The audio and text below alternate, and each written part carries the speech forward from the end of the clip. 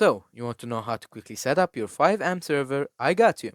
Signing up a FiveM server involves a few key steps to get your Grand Theft Auto V multiplayer experience running. First, ensure you have legitimate copy of Grand Theft Auto 5. You'll need to download the FiveM server files from the official FiveM website.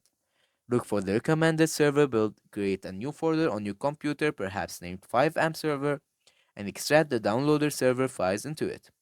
Next, download the Citizen FX server. This is the core server application. Extract these files into the subfolder within your main server directory like FX server. You'll then need to configure your server settings primarily through a server.sfj file.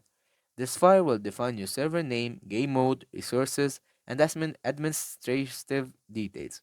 You might also need to generate a FiveM license key for their website and add it to your server.cfj.